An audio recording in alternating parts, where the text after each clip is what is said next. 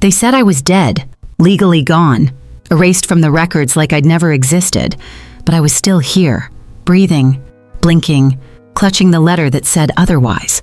It started with a casual comment at the post office. "Sorry, ma'am. Our system shows the recipient is deceased." Just like that. No warning, no kindness. A quiet theft of identity, of dignity, of life. But what shook me more wasn't the lie. It was who told it. My own daughter. My only child. She buried me on paper to take everything I built. 40 years of sacrifice, loyalty, love, all turned into signatures and transfers. I wasn't just forgotten, I was eliminated. But they picked the wrong ghost to silence. I had a name, I had a story, and I wasn't done telling it. So I did what any good woman does when the world tries to bury her too soon. I came back. When I was 23, I became a nurse, not because it was my dream, but because it was steady. My real dream was to write novels, to sit under trees with ink-stained fingers and turn thoughts into stories. But dreams don't pay bills, and certainly not when your husband is fighting cancer and your toddler has asthma so bad you sleep with one hand on her back just to feel it rise. So I traded stories for stethoscopes and ink for antiseptic. It wasn't romantic, but it was reliable. I told myself I'd return to writing once Rachel got older, once Arthur got better. But time has a funny way of running ahead when you're not looking. 1 year turned into 10, then 20. By the time Arthur went into remission, Rachel was in middle school and I was too tired to dream. My days were split between 12-hour shifts at St. Mary's and carting Rachel to piano lessons, math tutoring, and allergist appointments. I didn't mind. She was bright, a spark in an otherwise gray life. When she smiled at me with gap-toothed pride after spelling photosynthesis at age 7, I thought, yes, this is enough. She was always asking questions, always reading ahead. I saw in her what I had once hoped for myself, the chance to be more. When Rachel turned 11, she came home crying because the other girls at school made fun of her teeth. Train tracks, they called her. I didn't hesitate. I cashed out half my savings and got her braces the next month. Arthur wasn't happy. We were supposed to use that money for a new boiler. But I told him, she needs to feel like she belongs. We can manage cold showers. We did. 2 winters of boiled kettle baths and space heaters. But her smile was radiant, and that was enough for me. At 14, she tested into Eastvale Prep, a private school 2 towns over with a tuition fee that nearly made me faint. But the look on her face, hopeful, trembling, brought back something I hadn't felt in years. Ambition. I picked up extra shifts, night rounds, even worked some holidays while Arthur handled dinners. I missed Christmas 2 years in a row, but Rachel got the education she deserved. When she got her acceptance letter to Stanford, I wept in the break room at work with the letter clenched in my hand like it was a miracle. Arthur passed the year she graduated. He'd been sick again, but quieter about it. Pancreatic this time. He told me not to tell Rachel, not to ruin her finals. I held his hand in hospice while she was packing for her new life in California. He whispered, "You gave her everything," before closing his eyes. That was the last time I saw the color in his cheeks. After the funeral, Rachel didn't cry much. She was always composed, like me. She said, "He wouldn't want me to miss orientation," and left a week later. I boxed up Arthur's belongings alone and watched the house deflate with silence. The years after that were quiet. Rachel would call now and then. Short updates, deadlines, internships, achievements. I mailed care packages, lemon bars in February, socks in October, always with handwritten notes. She thanked me, always politely, never cruel, just busy. I told myself that was normal. She was building a life, becoming the woman I dreamed she could be. When she graduated with honors, I flew to her commencement even though no one invited me. I stood at the back, clapping with strangers, straining to see her under the sea of mortarboards. She didn't see me, or maybe she did. She never said. After Stanford, she got a job in finance, then tech, then something I didn't quite understand but paid enough to afford a townhouse with marble countertops. She sent postcards, a Christmas card once, a forwarded email about a startup she joined. I told myself she was busy, that success was heavy, that she'd call when things settled. But things don't settle when you're running uphill. They only drift farther. I never asked her for anything. Not when the roof started leaking, not when my knees gave out, not even when the hospital shifted my hours to part-time and the pension shrunk. I tightened belts, clipped coupons, sold Arthur's tools, and still I sent birthday cards with $20 bills tucked in the fold.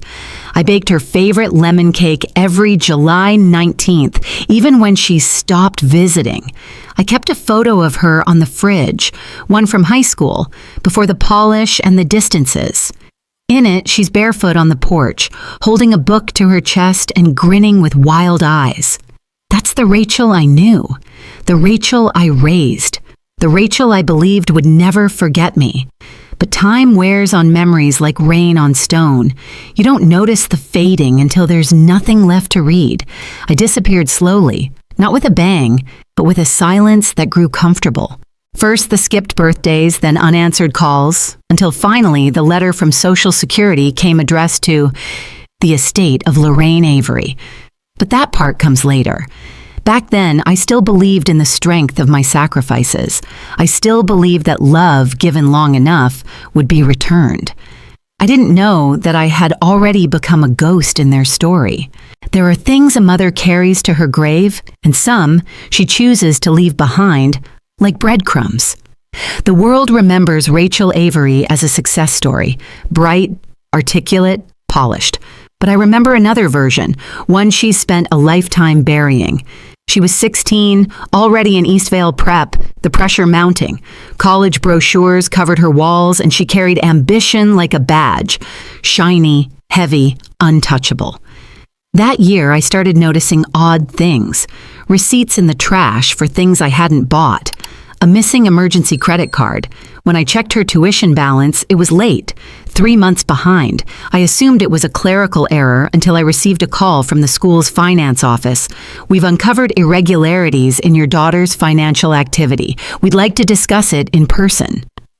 Rachel had been altering online records, redirecting school payments into a personal account she created under a false student ID. She'd siphoned nearly $4,000, money meant for her education, to buy clothes, gadgets, things I hadn't even seen in the house. They said it started small, a pair of shoes, then a new phone. And then she couldn't stop. They used words like fraud and disciplinary hearing, words that felt like ice down my spine. My first instinct wasn't anger, it was shame. Not because she did it, but because I had missed it. What kind of mother didn't see the cracks forming in her own child? The school agreed not to press charges if I repaid the full amount and withdrew Rachel quietly. I remember sitting in the principal's office, hands trembling, nodding without even asking Rachel for her side. She sat across from me, deflated, no excuses, no defiance. Just a low, almost broken whisper. I didn't know how to stop. I sold our car the next day. It was a sensible sedan, nothing fancy, but it was paid off and reliable. I walked to work after that, 45 minutes each way, through rain, through icy sidewalks in winter, through the heat of July. My joints screamed, but I never told her. She never asked. We kept it secret. I enrolled her in a local public school under a new address we borrowed from a friend. We never spoke of Eastvale again.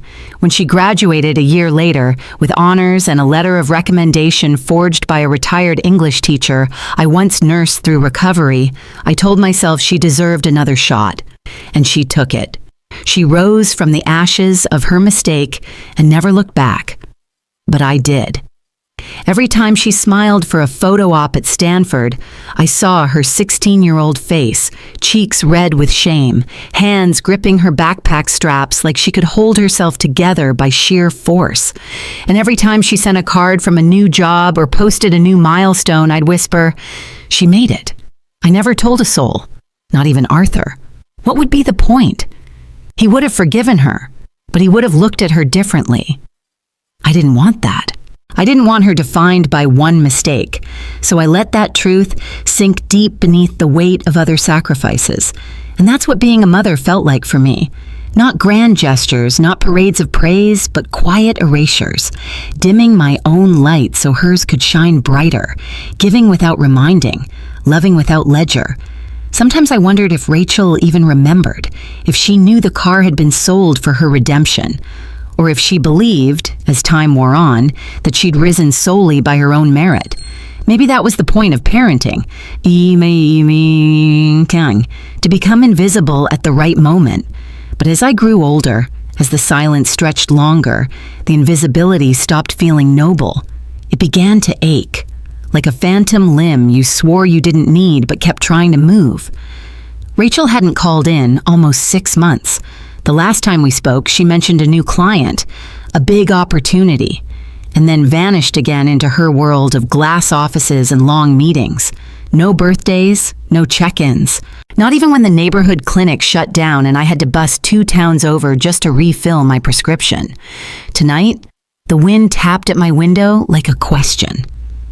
I sat in the kitchen, the one Arthur built with oak cabinets and crooked shelves, and poured a cup of tea I forgot to drink. The steam curled upward, then disappeared. I watched it rise, then fade. And I thought about all the things I had given Rachel that she no longer remembered. The braces, the prep school, the scholarships, the silence, and the car. I reached for the old recipe box I kept by the sink. Not for recipes, but for memories. Inside were little slips of paper, report cards, thank you notes, a drawing she made of our house when she was 9. In the back, folded twice and yellowed with time, was the receipt for the car sale. $3,800, paid in full. It still smelled like rain from that day. I placed it on the table next to the cold tea and stared at it until the room grew dim. Then I whispered the words I used to say to her before every test, every recital, every goodbye. You're strong, you're smart, you're loved. Only this time, I wasn't sure if she'd hear them. It started like any other Tuesday. I had my shoes on by 8:30, coat zipped by 8:45, and was out the door by 9 o'clock sharp. Routine is a lifeline when you live alone. It's the only thing that makes the days distinct. I was on my way to the post office, clutching the little yellow slip they'd left in my box saying a registered letter awaited pickup. I figured it was my monthly pension notice, or maybe the insurance summary I hadn't seen in a while. Either way, it was something tethering me to the world. The line at the post office was short, mercifully. I stepped forward to the counter when it was my turn and handed the slip to a young woman with bubblegum pink nails and a badge that said, Melinda. She barely glanced at me before scanning the barcode. Then she frowned. Huh, she muttered, tapping at the keyboard. I tilted my head. Is something wrong? She chewed her lip, eyes still on the screen. I'm sorry, ma'am, but our system says this account is inactive. She looked again. Says the recipient is deceased. I blinked. Excuse me? Yeah, it says here you're marked as deceased. Records updated 4 months ago. For a moment, I thought I'd misheard. My hearing wasn't what it used to be, but this I heard loud and clear. My voice came out slow and careful. I'm sorry, did you just say I'm dead? She looked up then, finally taking in the living, breathing woman in front of her. Orthopedic shoes, trembling hands, and all. Her face paled. I mean, obviously you're not, but that's what the system says. I can't release the envelope. Not unless I override it, and I'm not authorized for that. My heart pounded in my chest. Not fear yet, just confusion. Can you check again? She tried. Typed again, shook her head. I'm really sorry, ma'am. You'll need to go to the benefits office to get this sorted out. If they think you're deceased, they've probably stopped everything. I stepped back from the counter, the room suddenly too bright. I felt unmoored, like I'd stumbled into the wrong life. Was this a mistake? A glitch? Surely this sort of thing happened now and then. But something deeper in me, something instinctual, said this wasn't an accident. I turned to leave, holding the yellow slip like a relic. But before I reached the door, someone called after me. Mrs. Avery? I turned. It was one of the back clerks, Elaine, I think her name was. She used to handle the counter before the new crew came in. A few years older than Melinda, kind eyes, steady voice. I remembered she'd once slipped a holiday card into my outgoing mail after Arthur passed. She beckoned me closer and lowered her voice. I saw what happened. I can't do much without a scan log, but I remember you. You're not dead. Thank you, I said, not sure whether to laugh or cry. She glanced over her shoulder, then reached under the desk and pulled out the envelope. Technically, I shouldn't give this to you, but I know you. This is yours. She slid it across the counter like it was contraband. I stared at the envelope. It had been opened, resealed, forwarded, and readdressed. The stamp was months old. I peeled the flap open with shaking fingers. Inside was a letter from the National Pension and Social Benefits Office. Dear Estate of Lorraine Avery, we regret to inform you that benefits have been terminated effective March 1st due to notification of death. If you wish to appeal this determination, please complete Form 871A and submit certified documentation of error. I read it twice, then a third time. 4 months. They thought I had been dead for 4 months. The world slowed. My mind tried to keep pace, but emotions jostled for space.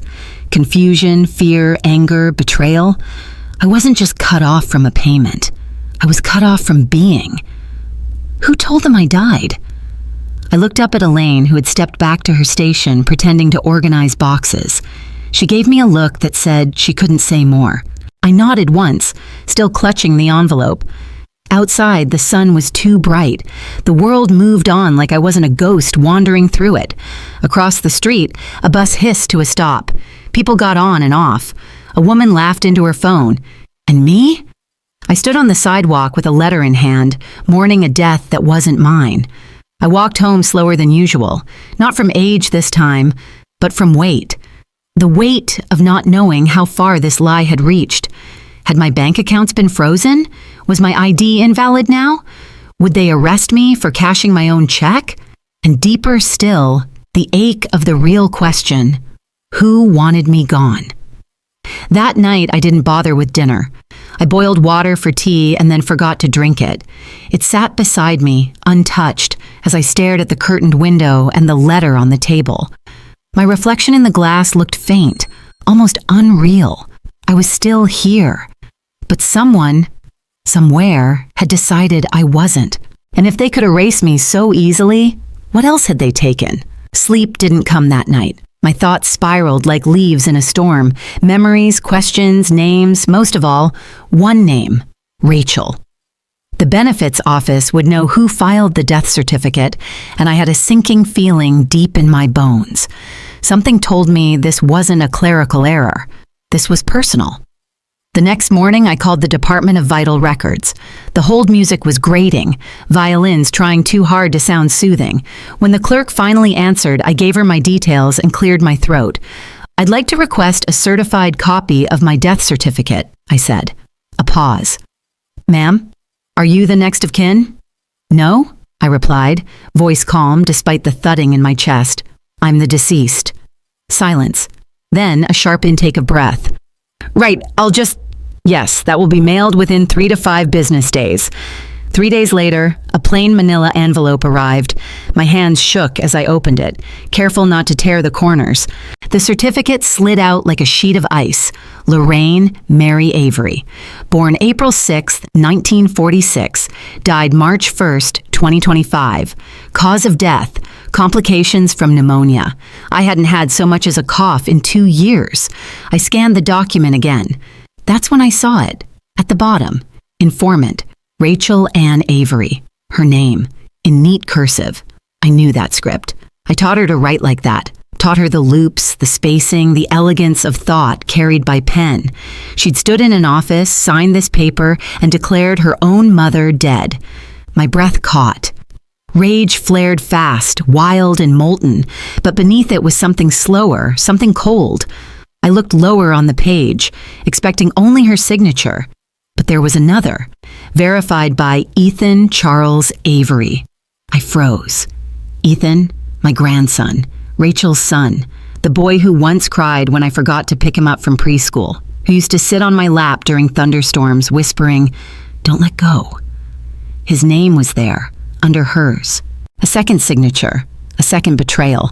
My legs gave out. I sank into the kitchen chair, paper clutched in one hand, the other pressed to my heart like it might stop from breaking apart. I reread it. Once, twice, 3 times. Rachel and Ethan, mother and son. They hadn't just buried me, they'd agreed on it. My mind raced through every moment I could remember with Ethan. He'd grown distant these past few years. Sure, but teenagers do that. College, friends, distractions. I had chalked it up to life. Never once did I suspect he'd look at me and see a liability. I tried to summon disbelief, but the paper in my hand said otherwise.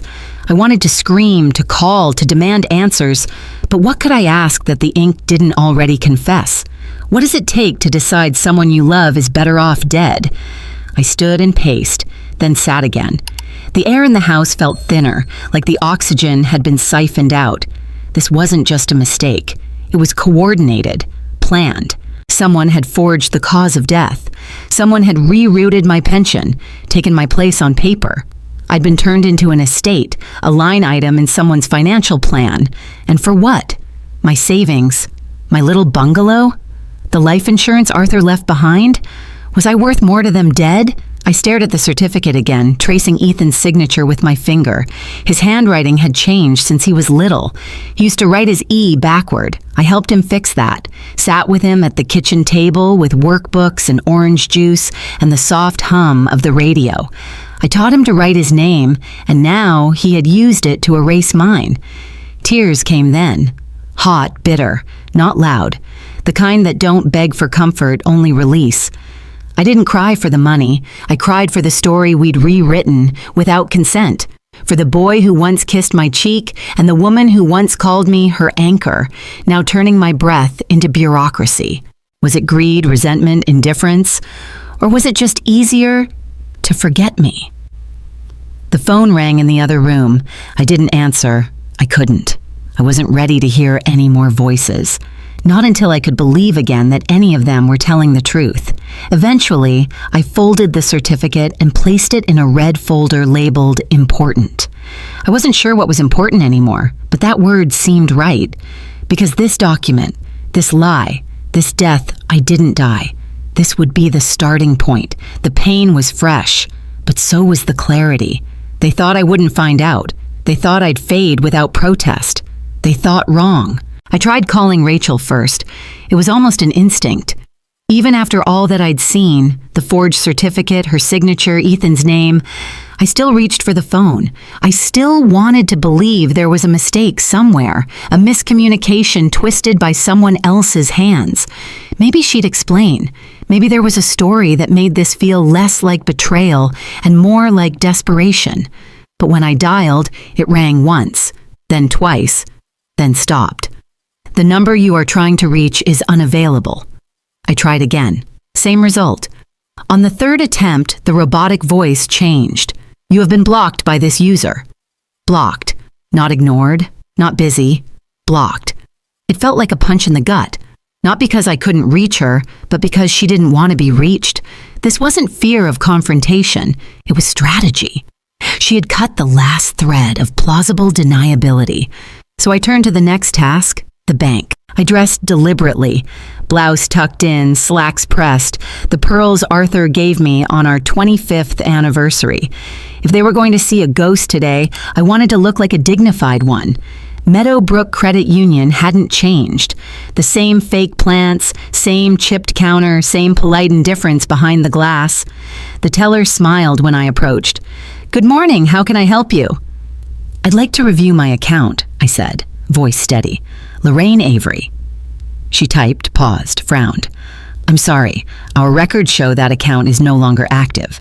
I raised an eyebrow. That can't be right. She double-checked. It was closed 4 months ago. All assets were moved into a joint account under the names Rachel Avery and Ethan Avery. Her words felt like wet cement. On what authority? The teller hesitated. It says here, per instruction from the legal representative, the attorney on file. My blood went cold. I never appointed an attorney. She shifted in her seat.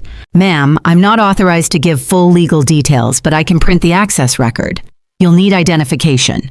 I handed her my ID, my expired Medicare card, even a utility bill in my name. though I wasn't sure if the name still meant anything in their system. She glanced at the screen again, then printed a short document and slid it across the desk. There it was, in neat typed lines. Instruction received March 6th, 2025. Authorization, legal counsel. Jonathan C. Price, representing client per power of attorney. Power of attorney. I remembered it now. Rachel had asked me to sign one when I had hip surgery 3 years ago. Just for emergencies, she said, in case something happens in recovery. I signed it. I never revoked it. And now, here it was, turned against me. My voice felt far away as I asked, "Does this attorney have a number on file?" She glanced around.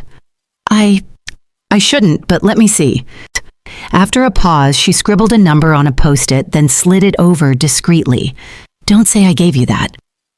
I nodded once, pocketing the paper like it was a weapon. "Is there anything left?" I asked. She looked again. "The joint account is active. There's just under $9,000 remaining. From nearly $80,000 a year ago.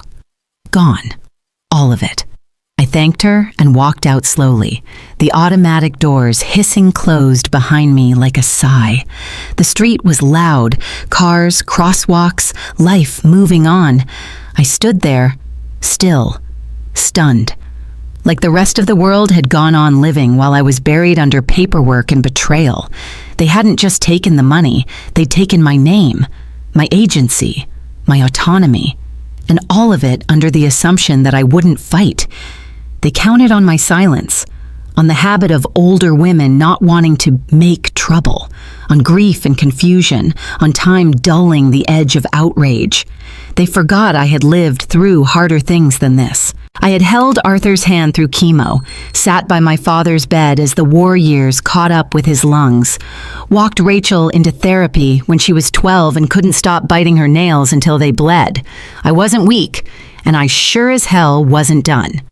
That afternoon, I dialed the number on the post-it. A polished voice answered. "Jonathan Price, legal office."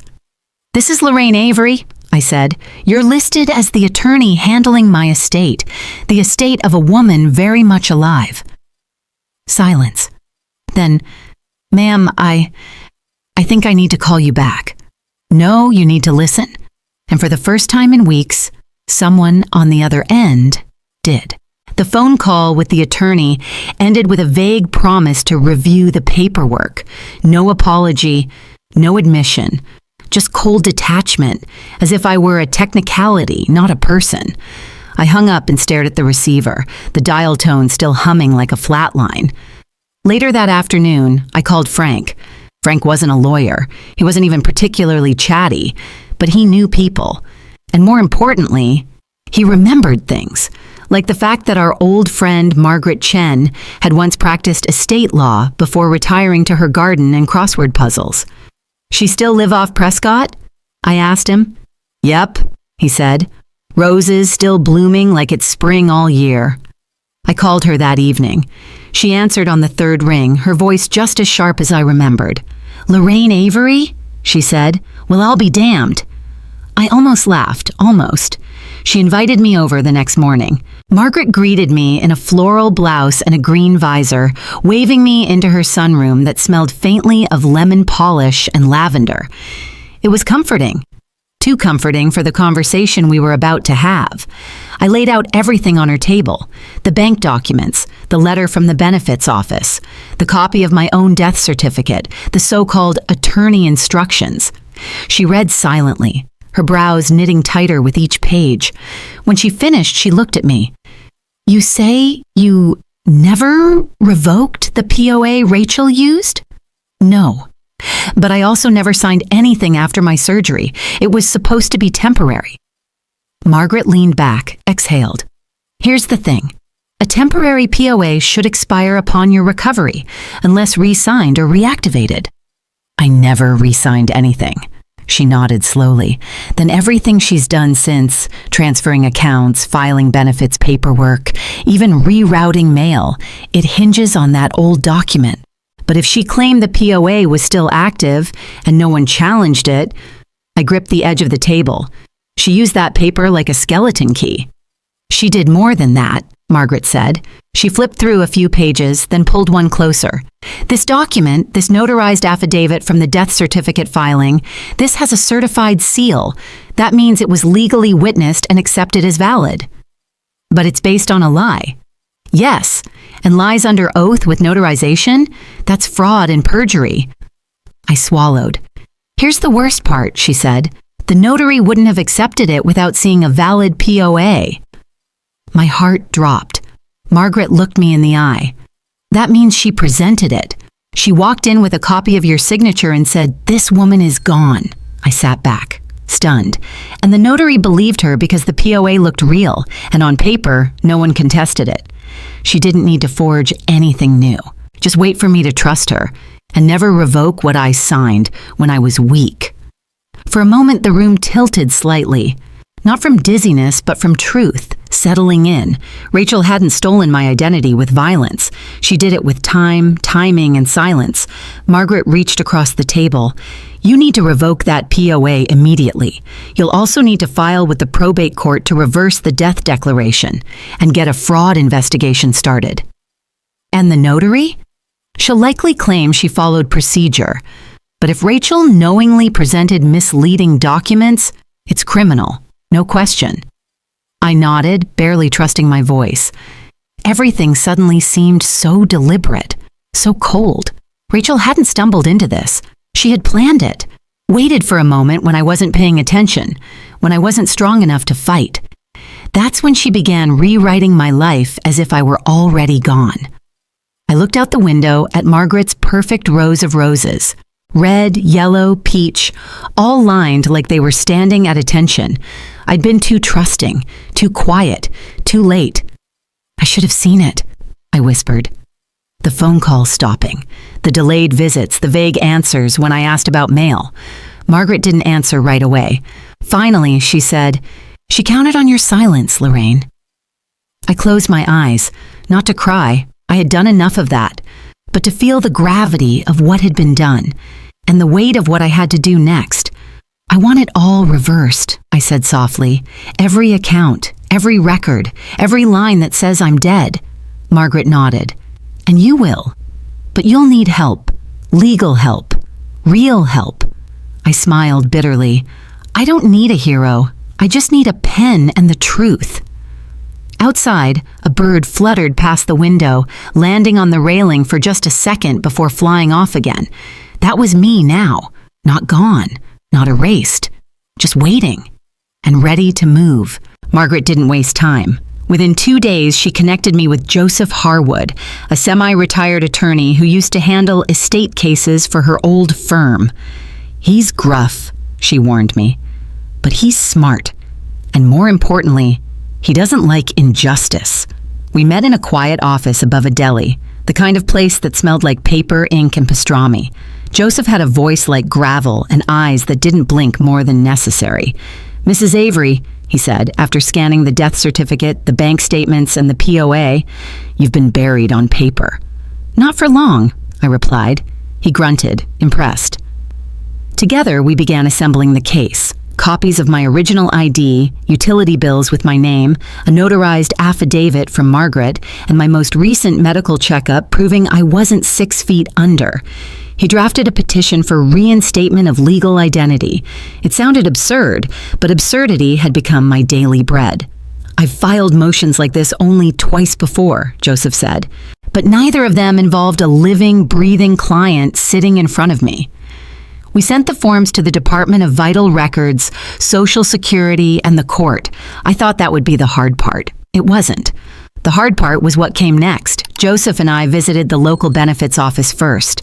It was a dull gray building with buzzing lights and a plastic plant by the window. We waited an hour before being called to a cubicle where a clerk with dry lips and tired eyes stared at the documents. "We're showing Ms. Avery as deceased," she said, tapping at the screen, "filed and confirmed with a medical examiner's report." My stomach dropped. "What report?" I asked. "There was no autopsy. I never died." The woman clicked a few more times, her brow furrowing. "There's a certified death certificate and, yes, a coroner's statement from Meadow Ridge County dated March 2nd. Cause, pneumonia with respiratory failure." I sat very still. A coroner's statement? I echoed. She turned the screen away from me slightly. We can't update the record without a court order or a reversal from the issuing medical authority. But I'm sitting right here, I said quietly. Yes, she replied, and I see that.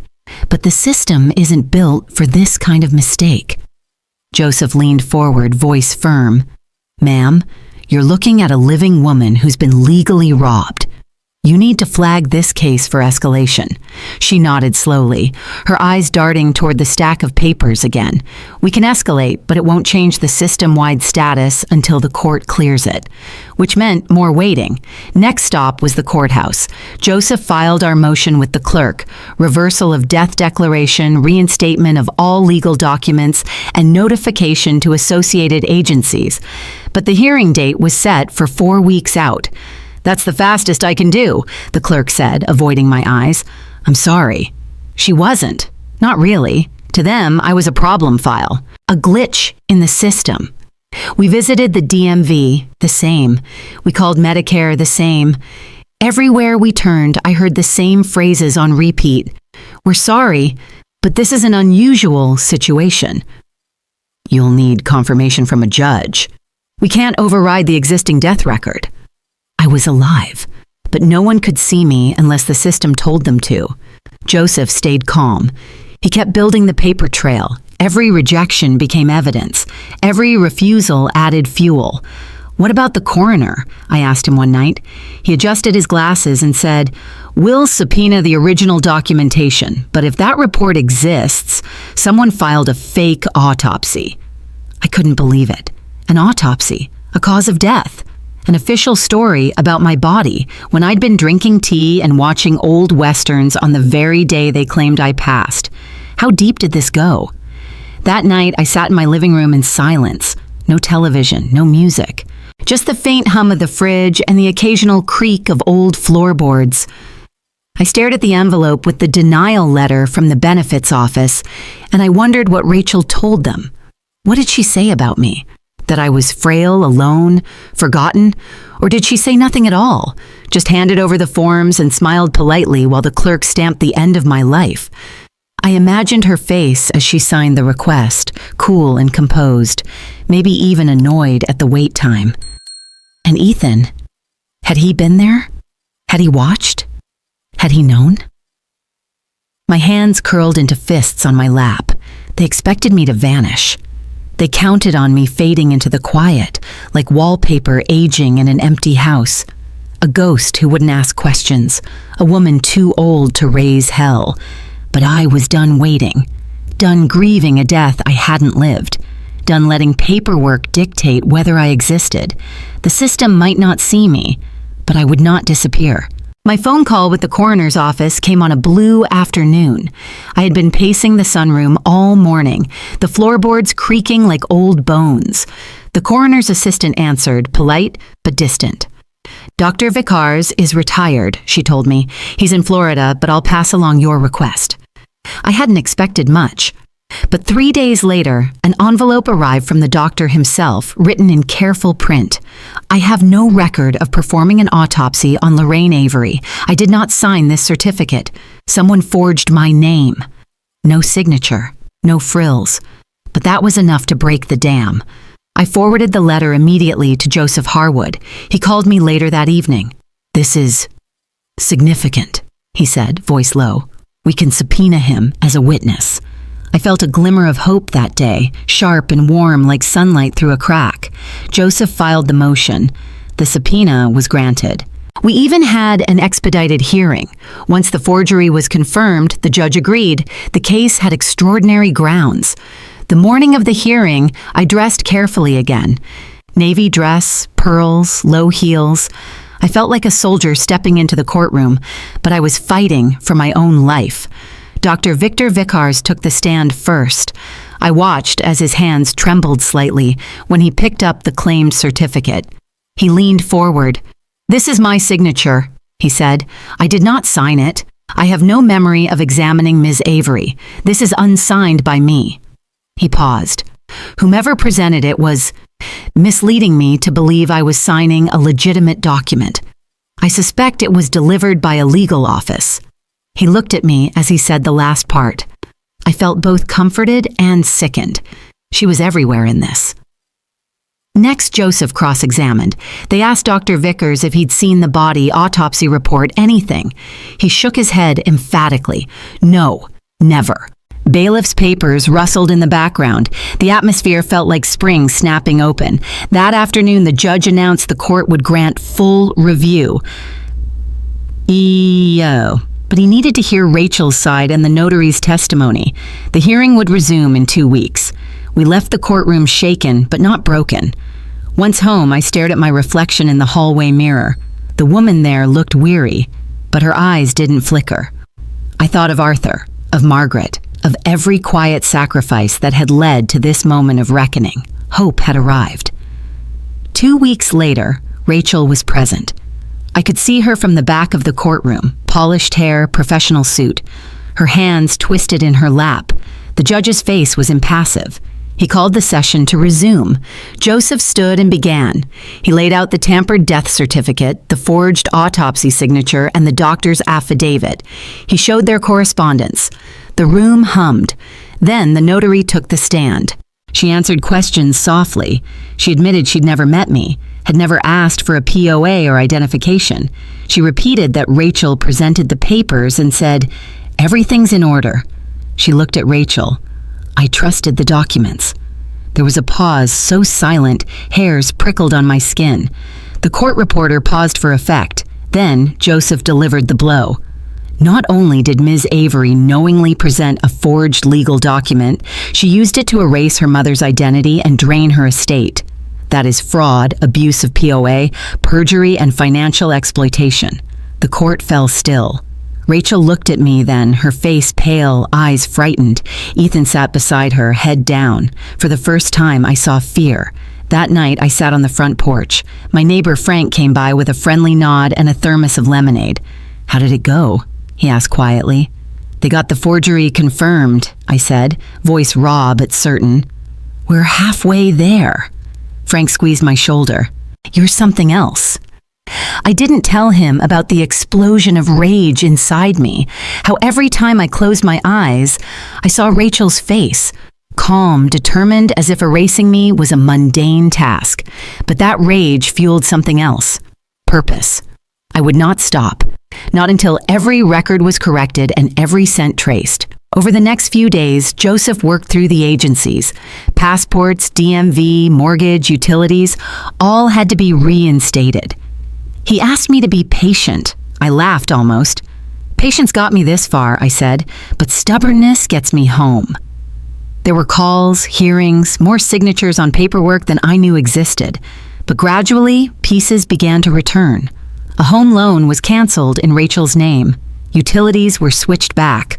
A letter arrived from the pension office saying status restored.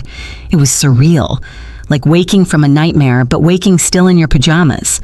Presence without context. A week later, the judge issued final rulings. Ratification of my living status, full restoration of records, public notification sent to all agencies. Rachel was to testify in a separate hearing for restitution and charges. Ethan would be allowed to appear and speak, but not on Rachel's behalf, only his own. I felt strange pride. Proud not because I won, but because I fought it all. Because I had refused to be vanished. That night, I found myself writing again. A letter, this time not hidden in folders, not for someone else. Just my own voice on paper. To the woman who tried to bury me, you failed, and you'll live with the echo of that forever. It was not hate. It was not pity. It was peace. Morning came.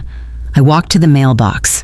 There was a yellow envelope, a letter from the pension office confirming 4 months of back payment, date stamped. I carried it inside, smoothing it on the table. Behind me, through the window, rain started to fall. Soft at first, then heavy. I watched it stream, not dying but returning. Falling, absorbing, flowing again. I poured tea, strong, hot, with lemon. The steam curled up and vanished. I closed my eyes. I was real. I was present. I was here.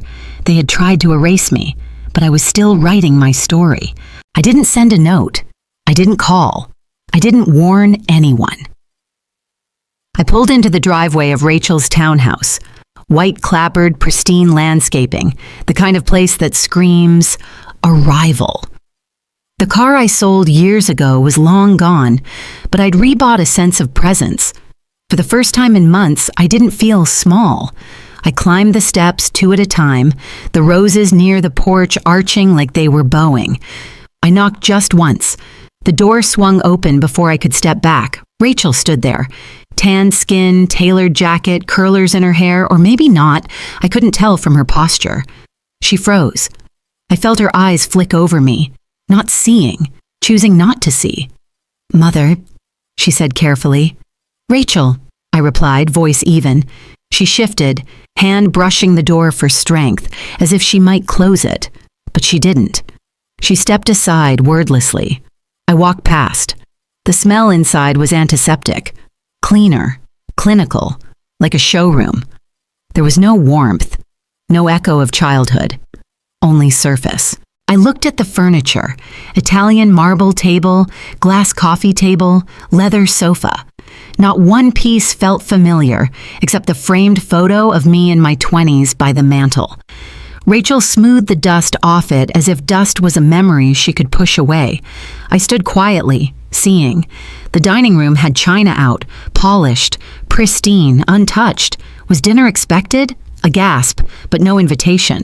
I finally said, "You're good at making this place look alive." She flinched. I worked hard. I walked past the frame photo on the mantel. That was me, smiling, healthy, arms open, younger. She slipped something else in front of it, a small metal plaque that read, "Ellie and Ethan, 2018. It was subtle. Her son's name and wedding date with some logo. She was naming everything new, erasing traces. My knees barked at me when I tried to sit in the leather chair. She laughed without warmth. "Take a seat if you'd like."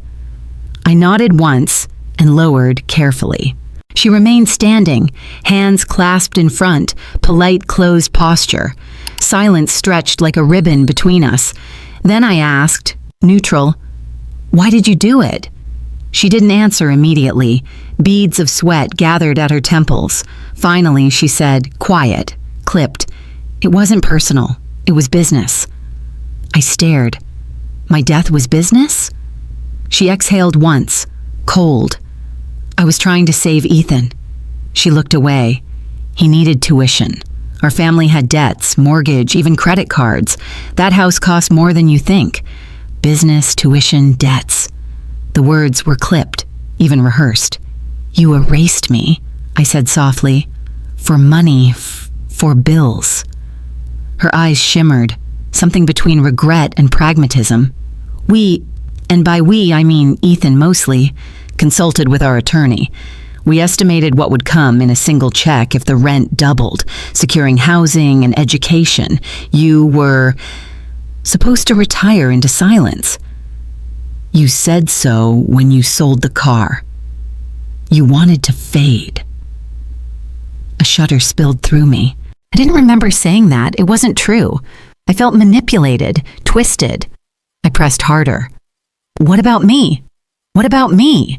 She closed her eyes. "I'm sorry. It was never about spite.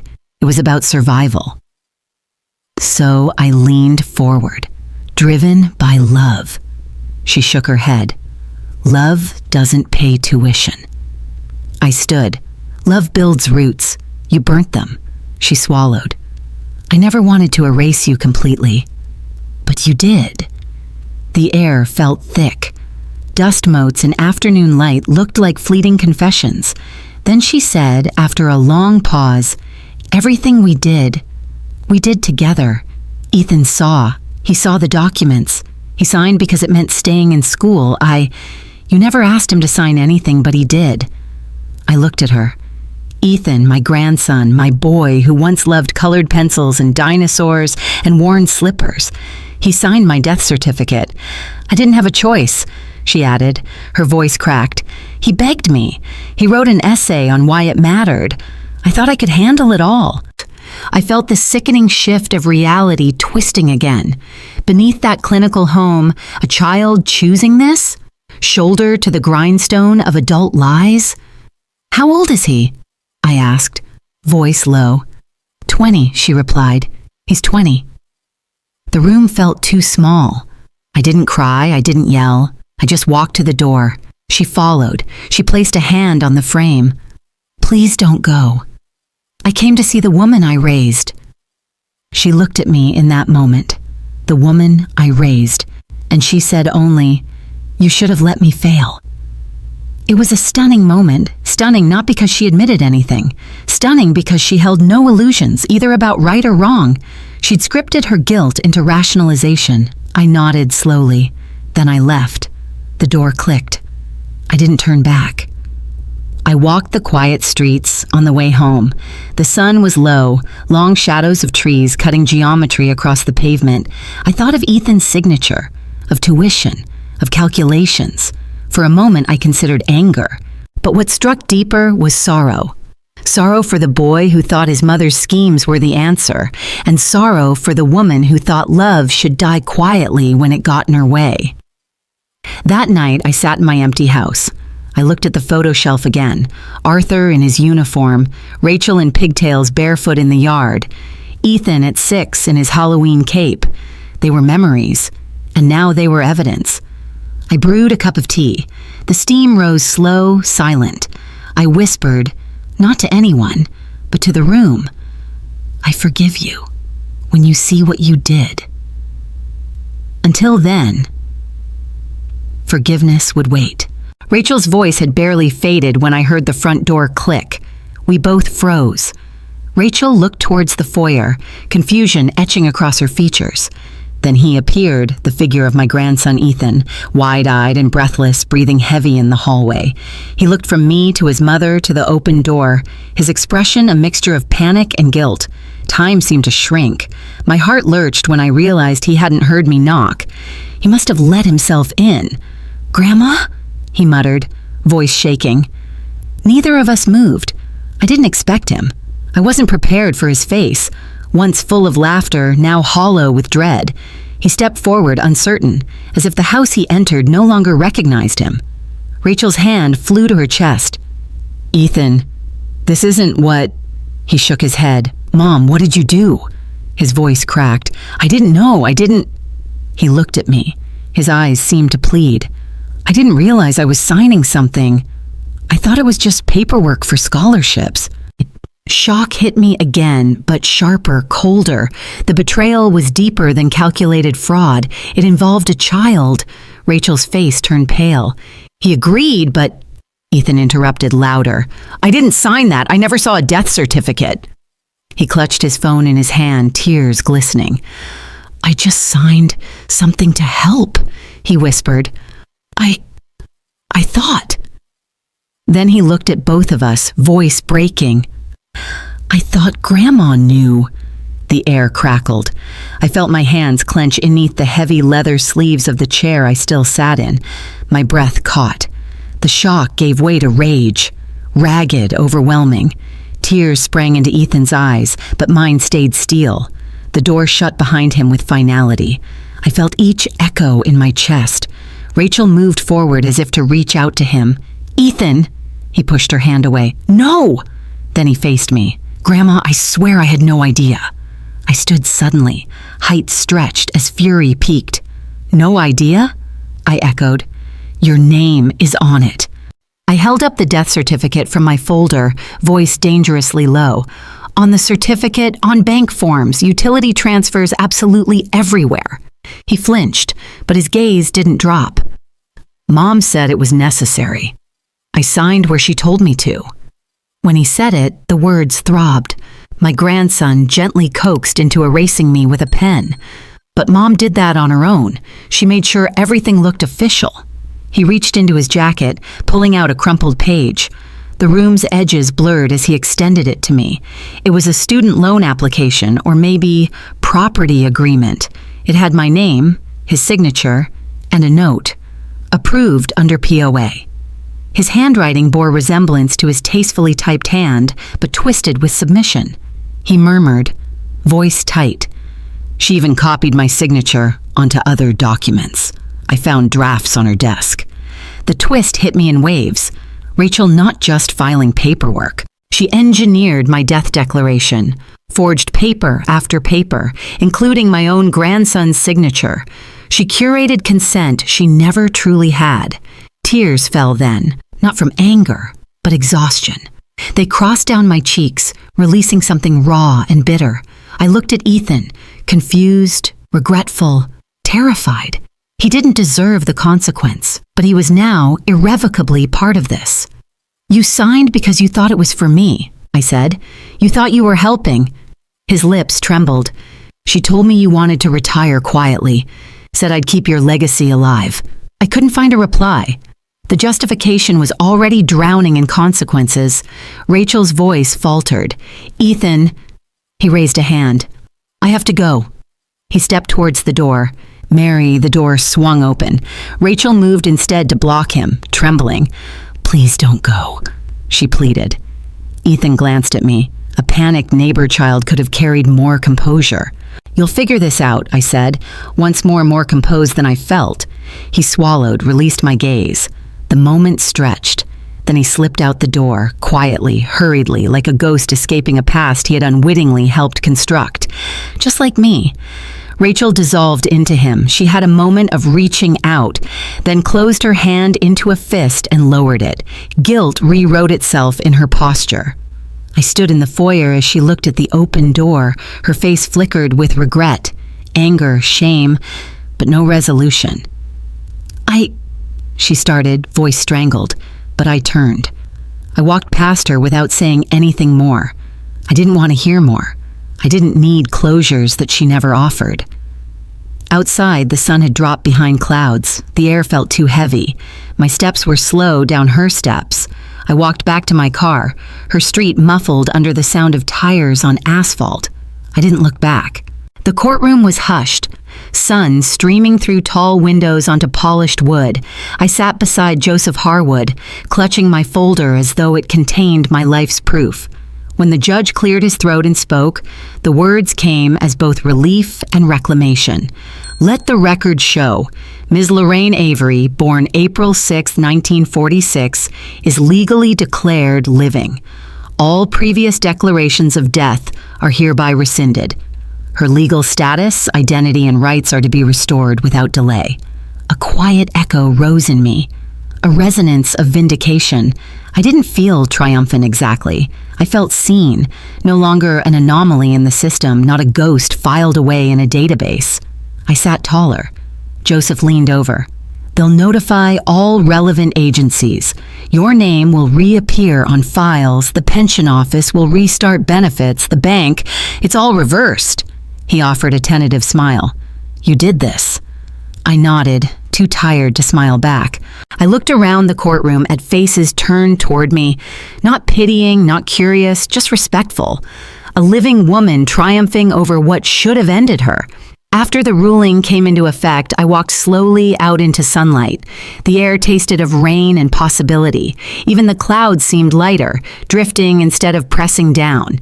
Inside my home later, I sat at the large wooden table, the red folder with my documents open in front of me. I pulled out old letters, copies of forms, the death certificate now marked void by court order. I realized how much of myself I'd reclaimed, not just legally, but emotionally. I'd taken back my place in the world.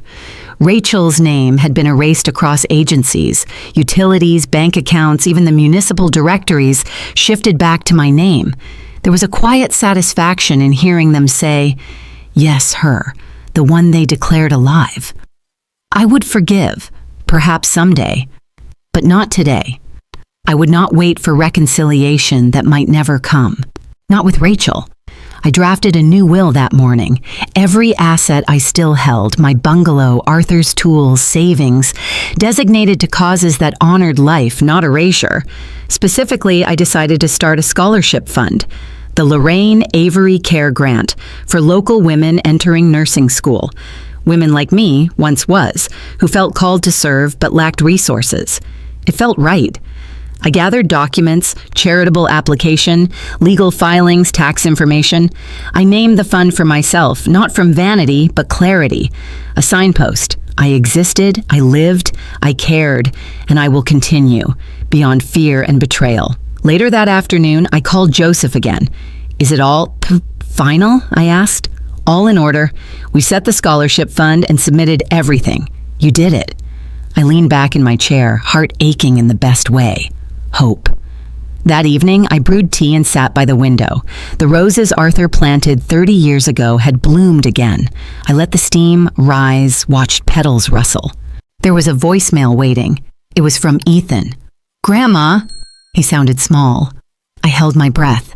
I want to say, I'm sorry. I didn't know. I swear I didn't know. If there's anything I can do, or if you'd even want me to, I'd like to help. You taught me better.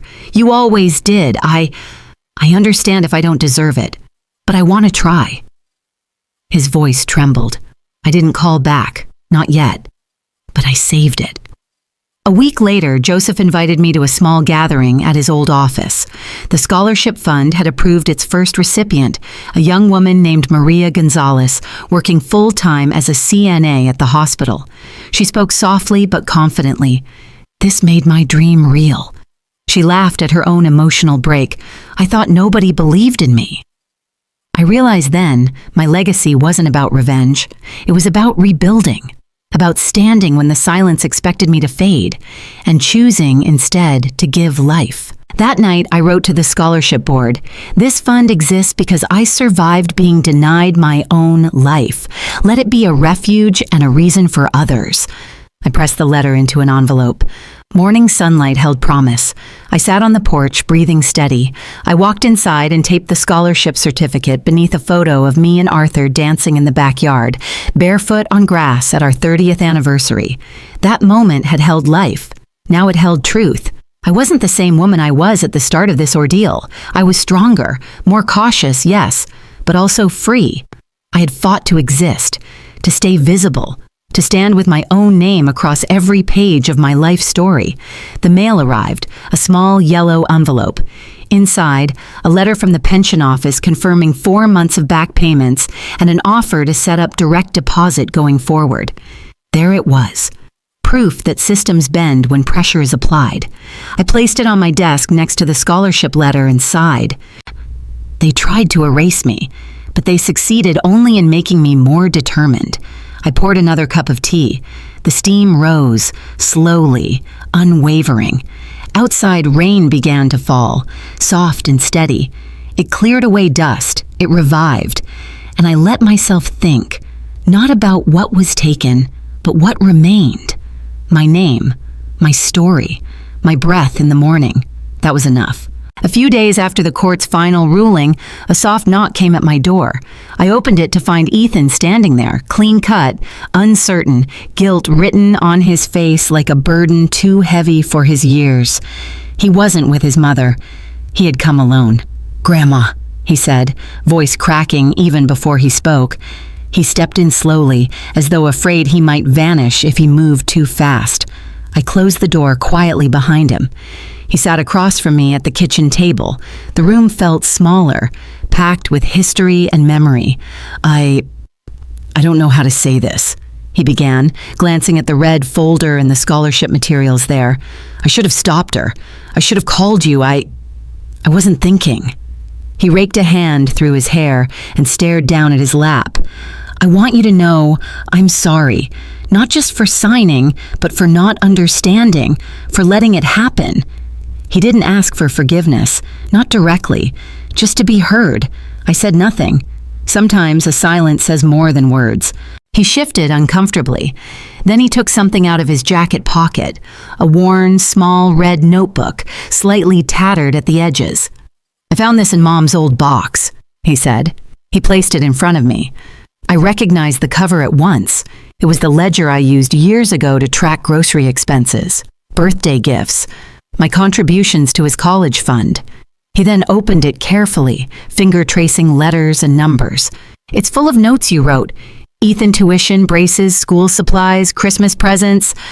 He looked up slowly. You spent so much on me. You were always paying, always making ways." His voice wavered. I touched the notebook, remembering late nights balancing checkbooks, scribbling amounts, reminding myself, "I'm doing this because I love him.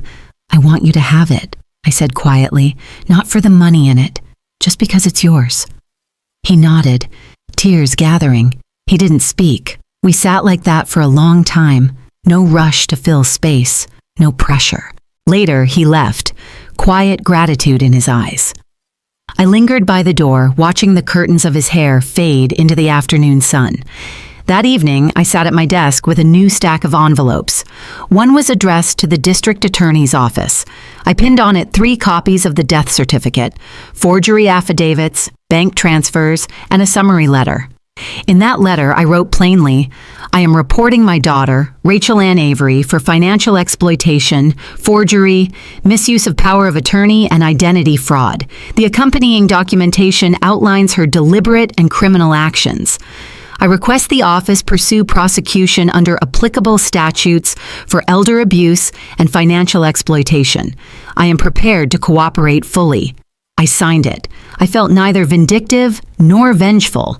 I felt rightful. The next morning, I mailed it.